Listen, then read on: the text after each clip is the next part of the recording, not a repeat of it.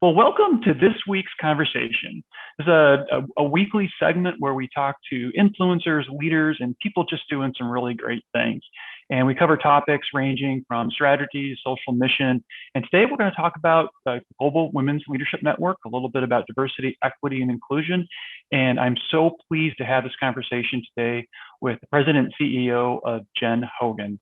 And so, Jen, welcome to our conversation this week. And I'd love for you to tell us a little bit about yourself and maybe how you got started in the credit union system. Sure. So I actually just celebrated my 14th year at Wow. Community Credit Union, and it's the only credit union I've ever worked for. And so I started my career actually in marketing. I have a degree in marketing and communications, and I love to connect with people. So it was really a great role for me, and it allowed me to combine my education and my passion of people and being involved in the community and spreading education, and in this case, financial literacy. And during my time in marketing, I really got exposed to lots of different areas of the credit union. And before I knew it, I was backing up, vaults and processing loans and new accounts and really helping out anywhere that I was needed. And that kind of pushed me into my executive vice president role 5 years into the credit union world. And I really became entrenched in operations there and HR and IT and compliance and all of that fun stuff.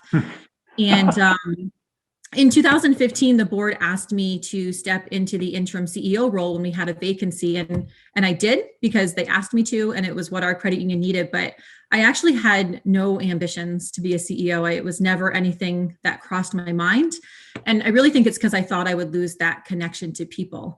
And as I was in that interim role, I, quickly came to realize what I think I probably already knew, which was I could be any type of leader that I wanted to be. And I could stay connected to the people and stay connected to the work that we were doing in the community. And, when the board offered me the official position in 2016, I took it. And I was really excited to take it. And, I just love credit unions. I love the industry. I live and breathe it every day. And, I just feel really fortunate that I get to get up every day and go to a job that I love, where I can make a difference in people's lives and be involved in the community. So. Well, we are so glad you found your way into the credit union system, and you are the leader that you are. And you lead so much, of course, at your credit union as CEO, but you also lead in the Global Women's Leadership Network in our local chapter. So tell us a little bit about the network and a little bit about your work there. Sure. So the Global Women's Leadership Network was actually one of the original diversity, equity, and inclusion initiatives that was established by the World Council of Credit Unions. So I think that that's pretty exciting, that one of the initial focuses was on women. And the mission of the network is to provide women with opportunities and resources to make a difference. And it's really about helping women connect, inspire, and be empowered. And, this could be anything from bringing women together to network, to helping women grow, building a pipeline of leaders, and really helping to narrow the inequality gaps for women in the industry and really across all industries. So it's a pretty exciting organization to be a part of. It is. So you mentioned a few already, but if someone is thinking about getting involved in the Global Women's Leadership Network in our local society, what are some benefits for them? Yeah, so I think there's so many benefits, Todd. So first, we're known as a sister society, which is essentially a chapter of the Global Women's Leadership Network. And we provide opportunities to discuss credit union issues, exchange ideas, network with other credit union leaders, and there's frequently opportunities for education as well. And I really think that the network means different things to different people. For some women, it's an opportunity to be mentored. It's a safe space to share their thoughts, to learn and grow and really start to advance their leadership skills. And for other women, they look at it as an opportunity to give back and share their talents and help support and develop future women leaders in our industry. And I think both components are really important to drive the industry. And, for me personally, it's about working together to support one another. I think that it's so important. And, I just hope that I can add value to conversations with my experience, my education, sharing my perspectives. And, I really think that's what the network is about. And like I said, it's really different for each person. No, you're right, and I know you know this because of all the work that you do. But I have found when you have the opportunity to be a mentor, you often learn as much, or maybe even more, than the person you're supposed to be mentoring. And so it's you're giving back absolutely, but you're getting so much too. Yeah, Yeah. absolutely. So I don't know how many people know this, but I think at least 50% of our CEOs here in Maine are women. So, give me your thoughts about that. Why do you think that credit unions are such a great destination in careers for everybody, but in particular for women? Yeah. So, I think I'll hit on what you said first, as far as, they're a great career for everybody. And then I'll bring it back to the Yeah. women component.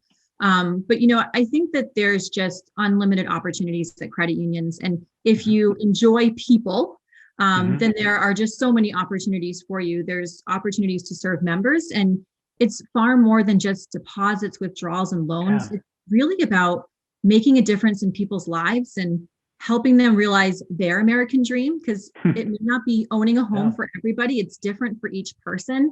Hmm. And it's really about meeting people where they are. And that's what I think is so special about credit unions. And I think that there's also opportunities to be a part of what I refer to as a credit union family. Hmm. So, in the spirit of service to members, we naturally just provide the same level of care to those that we work with every day. Yeah. And so I think that credit unions give that family atmosphere. And of course, there's the opportunity to work with your neighbors in the community. And Hmm. whether it's serving, soup in the kitchen, or spreading financial literacy, or, even raising money for the family that might have lost their home in a fire, Yeah. credit unions really bring their communities together. And so, when you note that nearly half of Maine credit unions are run by women, I think that's really great. And the national data shows the same statistics. Yep. Kina Does. did a research that 52% of credit unions across the country are led by women. And I just think that with credit unions priding themselves on being progressive and cooperative, we tend to have cultures that are more supportive, nurturing environments where people can grow and Hmm. people can feel like their contributions are valued. And I believe that this translates to women in credit unions being afforded as many opportunities as their male colleagues. And when you look at the data at other industries, you just don't see that. And so I think that it's really special that credit unions value the contributions that women can bring to their organizations. And I think for the most part, we're seen as equals. And I think that that provides a lot of great opportunity and makes it an even better place for women to work. No, and I think it's a great segue because it's not only a great place to work for women, but a great place to work for everybody. And so, as we take a look at, not just women, but diversity, equity, and inclusion in general, what does that mean to your credit union, and what are you doing for DEI at your credit union? Yeah, so it's something that's really near and dear to my heart, Todd. And you've known me for a while, so you Hmm. probably know some of these things about me. But if we look at women, I'll talk more about diversity. But if we look at just the segment of women, Hmm. 79% of my staff are women, which is Yeah. huge. And actually, it was in a place where we were intentionally seeking out more men to work at the credit union because we were so Yeah. heavy on the women's side.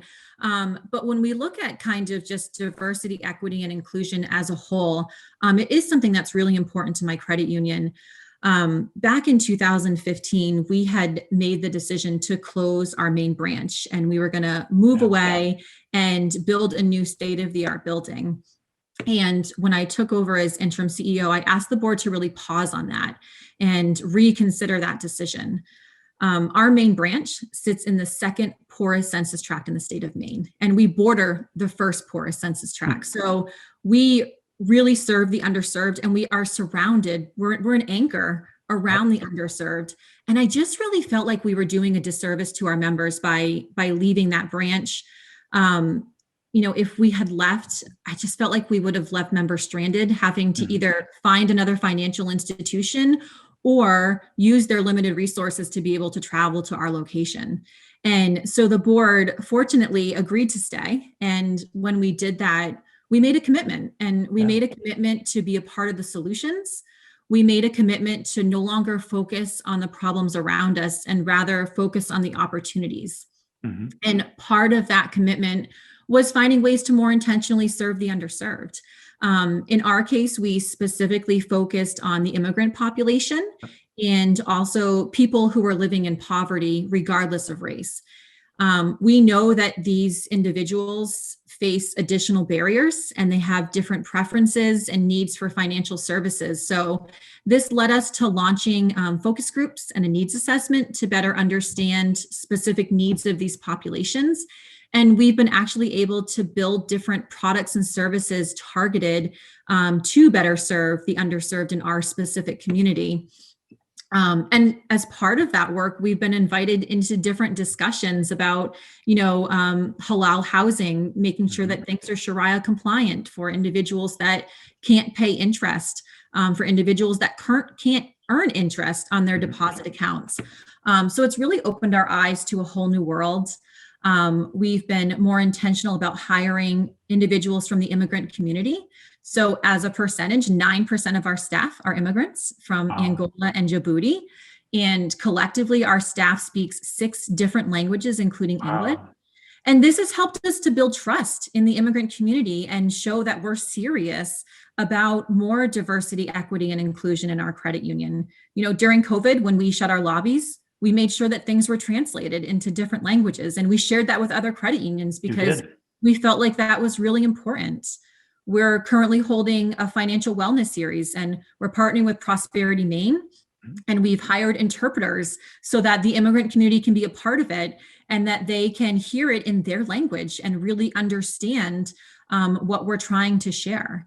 And so this year, our strategic plan actually has a specific action item about creating a DEI committee in our credit union. And this would not only further what we're doing with our membership, but also help us create more diversity, equity, and inclusion within our staff.